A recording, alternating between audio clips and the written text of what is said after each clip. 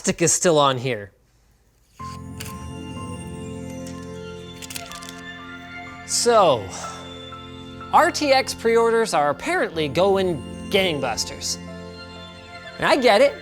Some of you out there have had literally 2 years to save your pennies, and frankly, not a lot of exciting PC hardware to buy in the interim.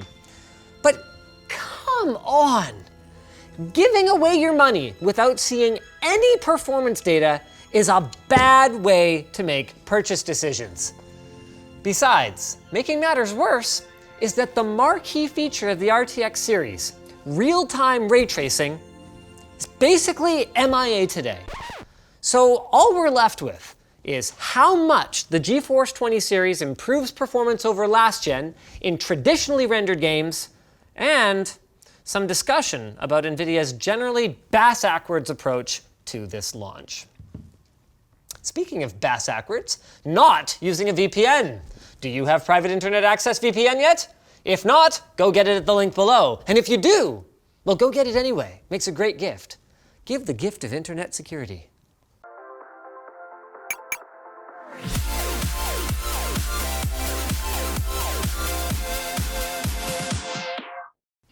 So before we start, there's a term that you need to understand: rasterization.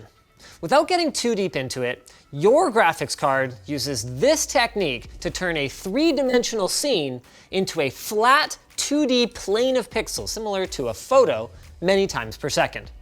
Since the days of wireframe and flat polygons, we've added lighting, textures, post-processing, and more to the pipeline, but they all still only apply to the screen space versus the whole scene's world space. TLDR, rendering a game today isn't fundamentally different from how Star Fox was rendered on the Super Nintendo in 1993. Ray tracing, meanwhile, is fundamentally different.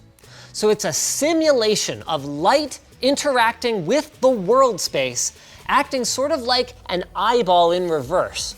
So instead of rays of light coming in, rays are actually cast out from the camera position, where your screen is, and then everything is calculated from there. The more rays you have, and the more times those rays are allowed to interact or bounce around the scene, the more detail you get. And it's a superior method in every way to rasterization, except for one: speed. Up until now, ray tracing has only been available in rendering software that can take hours or even over a day to complete a single frame on a high-end workstation. So, how the heck then is NVIDIA pumping out many frames per second using this tech?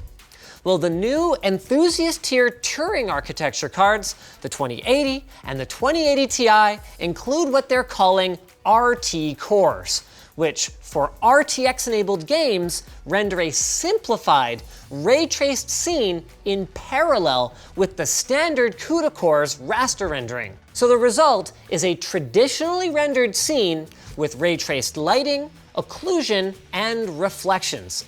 So that hybrid rendering, as NVIDIA calls it, gives you a lot of the benefits of ray tracing without the massive computational cost and without game developers needing to completely re-engineer their game engines. And there's more. The Titan V's tensor cores are back as well. For GeForce, these are being leveraged for NVIDIA's new deep learning super sample anti-aliasing, which NVIDIA claims can achieve near 64x super sampling with less performance impact than traditional AA, which they've achieved by pre-training datasets for each supported game and then pushing those results out via driver updates. There is a catch though. Just like RTX real-time ray tracing, it has to be supported on a game-by-game basis. So now you know. But knowing is only half of the battle. We also need to see it, which unfortunately is easier said than done, because we could have the most epic test benches in the world, like this one I have here in front of me right now that I got my finger stuck, ow. Anyway, there are no actual RTX games to test. So we can't very well measure its performance versus non-RTX then, can we? Well, we'll get back to that in a minute. First, let's have a look at some normal gaming results. And you know what? They are pretty good. All across the board, the 2080 Ti averages in the high 50s or higher. And remember guys, this is at 4K Ultra, with the 2080 seeming to be content with the traditional, let's meet the performance of the previous generation Ti card level of performance. Frankly, all of this is a massive relief given NVIDIA's refusal to talk about traditional gaming performance in their keynote. As for productivity, well, we were a little disappointed when Blender refused to run on the new cards. Compute capability 7.5 doesn't have a kernel yet, but if the rest of these results are anything to go by, it's gonna be good. Because these numbers just crush the 1000 series cards, and the 2080 even manages to match AMD's Vega 64 in LuxRay's OpenCL rendering. That was a huge gap to bridge. So Turing GPUs are gonna make really good workstation cards. I can't wait to get my hands on the Quadro versions of these guys. So overall then, the 2080 performs kinda like a 1080 Ti, cool, and the 2080 Ti performs kinda like a Titan V, a much more expensive niche product. Also cool, or well, sort of cool. All this performance comes at a cost, and I'm not just talking about the much higher price tags than last gen. Now, the manufacturing process has shrunk 25% from 16 nanometer to 12 nanometer, but with over 50% more transistors. So that means massive dies with higher overall power draw and thermals. Hence the overbuilt, not to mention extremely, shockingly heavy twin fan vapor chamber cooler and the beefy power delivery on the Founders Edition designs this time around. You guys should let us know, by the way, if you want us to dive into overclocking these cards in a future video in the comments below. Speaking of future video, surprisingly, NVENC got an update. So text is now more readable and there's less blocking than the 1080 Ti. To be perfectly honest, to us, it looks very similar to, if not better, than X264 on the fast preset.